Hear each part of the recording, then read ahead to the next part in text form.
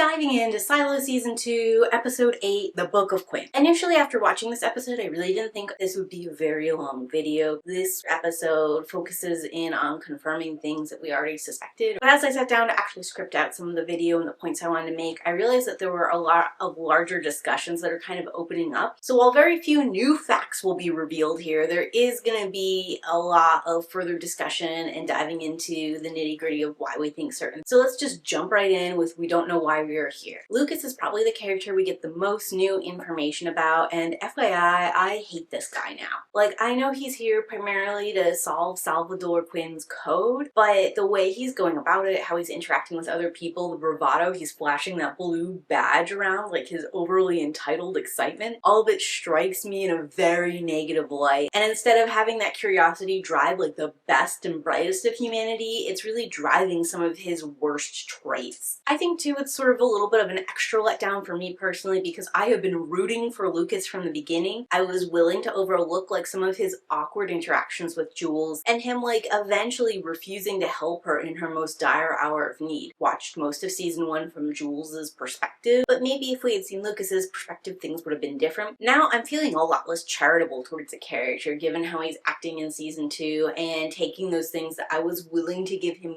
grace for as red flags of things to come with his character. Which moves us into some confirmed character stuff. Here we get to see that Rob and Camille are really committed to playing both sides and just finding where they have a foothold for power. Camille has pushed the duo further and further towards the rebels as she pulled on the heartstrings of Rob's replacement. He, number one, didn't appreciate it, and number two, he said this is the last time he's gonna do a favor for Rob, which closed off other avenues they had to use the system to gain a foothold. I'm wondering if this is like possibly accelerating them infiltrating the rebellion and trying to get a role there, or if it's just us trying to keep time with what's going on with Walker versus what's going on with Rob and Camille, as each one of them are going to be agents of chaos for the side they're currently positioned on. Bernard is 100% obsessed with the Salvador Quinn code at this point in time, which is something we already kind of figured from last episode. Nox and Shirley are really moving forward with this rebellion, although it's quite clear at this juncture they don't know exactly how to rebel or where they should be moving next. Billings right now has nothing to do in the down deep, but also can't return up top, which puts his character in a stuck holding pattern. Walker finally becomes a confirmed spy for the down deep, and in this episode we go a step further and see her information leading to arrest and negative impact, because originally I sort of thought maybe she would play both sides, but it seems like either she can't figure out a way to or she's too scared to. I guess we'll see how that plays out in the last 2 episodes, but I'm not holding a lot of hope. Walker sticking to Carla makes a lot of sense for her character, as originally the reason she was rebelling was to protect Jules. It was never really about the values of the rebellion or searching for truth. So now that we're in the middle of an actual unrest in the silo, it makes sense that she'd be sticking to protecting Carla. Solo remains MIA in this episode, and it's really hard for me to personally care or feel invested in him. I'd like a little bit more resolution on his character because it's quite clear that he's been lying to us for a while, and I want to know why he's lying to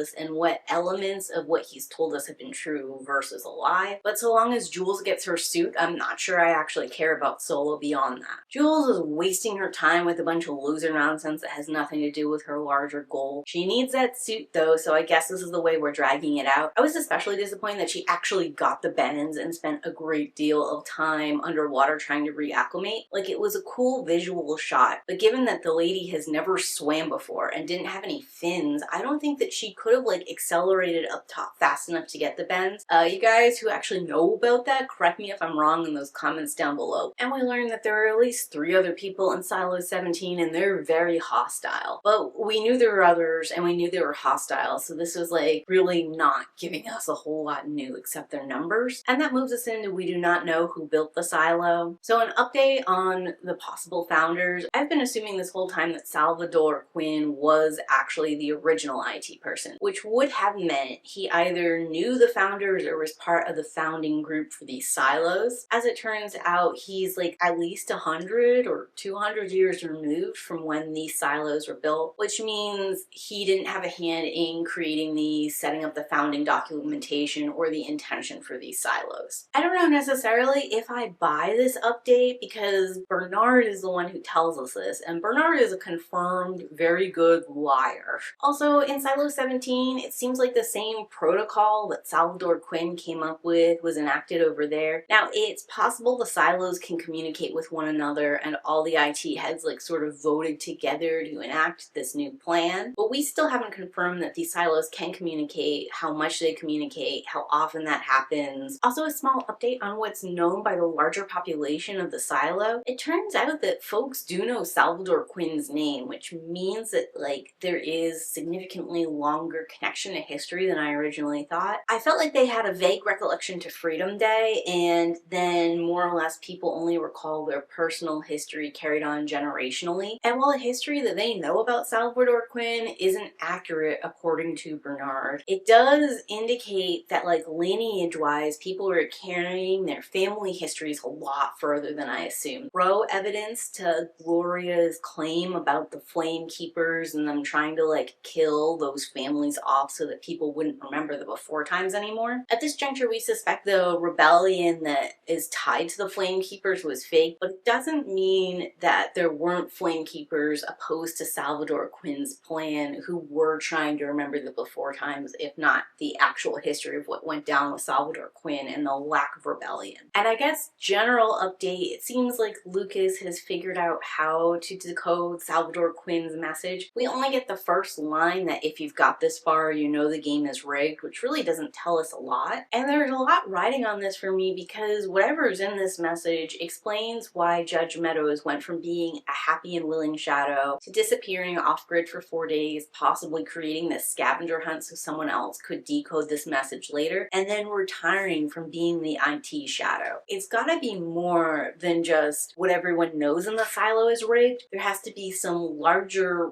rigged game element that would have impacted the head of IT as well. And there do seem to be gaps in knowledge on what Bernard does or doesn't have access to. Again, we can't really trust him when he says he doesn't know different things, and we can't even necessarily trust his reaction to certain pieces of information. But there are enough discrepancies and tells and like repetition of certain lies that I feel pretty confident he doesn't know everything. When it comes to the strangers in Silo 17, the lore drops we get here could be related to we don't know why things outside are the way they are, or they could do with the founders. I'm tentatively sticking it here in the founders, even though there's some suspicious stuff going on with them, just because of the state that Jules found the airlock in Silo 17. Like, it feels like no one has come in or out since then, and I thought she closed the airlock on the way in. I don't know, because there are also indicators that suggest this group is from outside. For example, all of them seem quite young, like early 20s or teens, and the rebellion here in 17 happened 20 years ago. These could be children of survivors, but they probably weren't here in Silo 17 living through the rebellion. And if they're children of survivors, that raises even more questions. And there's like the obvious questions, like how has everyone been surviving in the silo since we saw the state of the farm? And that one girl has like a bow and arrow, which doesn't seem like a weapon that you would be very familiar with if you were living in a silo. And lastly, the rat that Jules disturbed when she's going up the stairs seems to be eating corn, which again, it's like, how are these people getting access to corn in this silo? And that moves us into stuff that was confirmed this episode. According to Bernard, the memory drug in the water that Gloria speaks about all the way back in season 1, I think episode 4, is real. There was something Salvador Quinn put in the water, and that stuff over time made people forget about the before times and all the previous rebellions and whatnot. It doesn't seem to work how Robert Sims implied when he spoke to Kennedy here in season 2, which is actually a great jumping off point to talk about like conspiracies and how they're formed and whatnot. A certain secret that the government is holding from you or that the powers that be are holding from you gets revealed. And then from there is a jumping off point when we find out that thing is true. It's like, well, why not all these other things and capabilities? It sort of seeds it out into the world and makes so many other things believable and make you distrust the point of authority that you were trusting beforehand, which is why so many people are so likely to jump to this like Sims memory drug situation. And even though we as viewers have more access to information and know that people who get in trouble with judicial seem to get sent outside, seem to get killed and have their death framed on something else, or they seem to get sent to like the old folks home where they pass off their state as like early onset dementia and just keep drugging them so they're not functioning anymore. All of which suggests that there's no memory drug cure. We're still sort of like on the fence about about whether or not that's a thing. Perfectly encapsulating how the conspiracy mind works in the real world too. So it's just an interesting layer of food for thought for y'all. And the confirmation about the drugs in the water during Salvador Quinn's time like introduces some other interesting questions, like are they still drugging the water? Even though this was a huge jump we have no proof for right now, I'm still wondering, are there side effects to this drug in the water or to continued exposure of it, and is the syndrome one of them? Bernard also thinks that Salvador Quinn saved the silo, as before he set up this ruse about Freedom Day and all that other nonsense, there were rebellions every 20 years. And since then, this is the first rebellion in 130 years. There is some conflicting evidence here though, as in the Down Deep, it seems like there are names written on that wall every generation. Were there rebellions still, but they were just smaller scale? Or has this actually cleared up the problem and I misunderstood what Knox and Shirley were talking about? Also, the silo is set up with external power for judicial and IT, which sort of suggests that the initial intentions here were to be a community of watchers and for something in judicial and IT to be super important, which points to this always being a setup instead of this being something Salvador Quinn in specific put in place. I mean, it's possible he took what the founders had originally created as a framework and expanded upon it, but the original design of the structure fitting so well with the form it's currently taking sort of suggests the two went hand in hand and like were co-created together. Am I to believe that Salvador Quinn is the first person to write the pact? It seems unlikely because I thought all printing presses and abilities to create books en masse had been destroyed, and yet the pact has been typed out and bound. And if the order that Bernard is following is only as old as Salvador Quinn, I guess that leaves me confused about whether or not the founders had left any instructions, if Salvador Quinn actually deleted those or removed access to them. If we believe this story, I do have to wonder why people were rebelling every 20 years before Salvador Quinn to go outside. Certainly, they remembered the before times, they probably remembered why they were down there, and there's obvious proof that it's not safe to go outside just generally. So like, what are these rebellions' goals? Also, I'm wondering if this is a thematic element pointing to the fact that people were not built to live underground, and so long as they know that there once was an outside and what it was like living outside, they will long to go back there even if there's lots of evidence indicating that's not safe. And like, if that's where we're going, I'm really disappointed in the show because I certainly don't agree with that take or like the pushing of those thematic elements. Really, we have to wait. If season 1 is anything to go off of, there is a lot of information and twist reveals that happen in the last 2 episodes. And like past episodes, we don't have anything about what's going on outside or whether or not it's safe to go out there. And I don't have any outside of this breakdown notes because we didn't get a lot of new info. Episode 8 is a holding pattern, and I really felt like the second screen watchability is in this episode where it's re-emphasizing certain things to us and setting us up for the big finale in 9 and 10. I could be wrong about that. I guess I'll have to look at it when the whole season is out. But as of now, this was kind of a disappointing episode that didn't give us a lot of lore. But talk to me in those comments down below. What are your thoughts and observations in episode 8? And if you're a code breaker, tell me what you think Salvador Quinn's message means. And as always, keep reading.